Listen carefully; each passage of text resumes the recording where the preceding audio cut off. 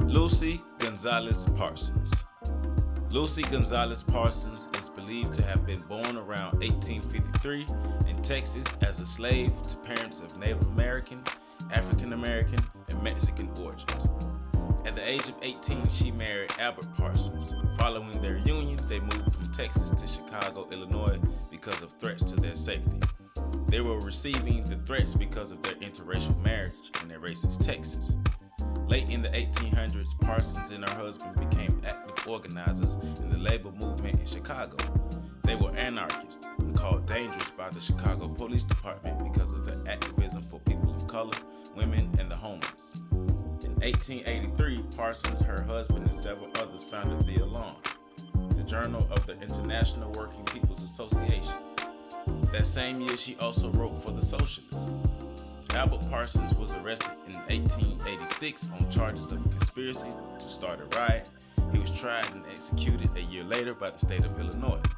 It is believed that the state of Illinois conspired to create the riot to convict Albert Parsons. In 1888, Lucy Parsons began writing for the Les Temps Nouveaux, a French anarchist journal. In 1892, Parsons published a periodical titled Freedom in the A Revolutionary Anarchist Communist Monthly. Following the publishing of the periodical, Parsons began getting arrested, often while giving public speeches and distributing anarchist information. The arrest was an attempt to discourage Parsons, but it did the opposite. She continued to push forward with her ideologies and the anarchist movement. Parsons was involved in the 1905 funding of the Industrial Workers of the World. She also began editing for The Liberator, which was an anarchist newspaper. The newspaper was created to support and spread the anarchist movement in Chicago.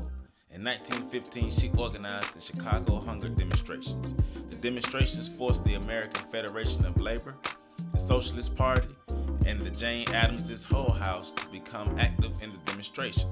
The demonstration was created to help make changes in the city's dealings with the less fortunate. In 1927, she began work with the National Committee of the International Labor Defense, a communist-led organization who defended labor activists and wrongly accused African Americans. In 1939, Parsons officially joined the Communist Party. At the age of 80, Parsons continued to give her speeches and fight for equality. Her last major appearance was at the International Harvester in early 1941. In 1942, Lucy Gonzalez Parsons died in a house fire in Chicago, Illinois at the age of 89. During the seizing of her possessions, the police found 1,500 books as well as several writings she accumulated over the years. She was buried in the Forest Home Cemetery, Forest Park, Illinois, next to her husband, Albert Parsons. In 2004, the city of Chicago honored her by naming a park after her. Parsons was a leader, a rebel, an anarchist, a wife, and a lady. She gave her life to help those less fortunate than her. Equality was her main fight, and she fought for equality until the day she died. Miss Lucy Gonzalez Parsons, we stand on your shoulders.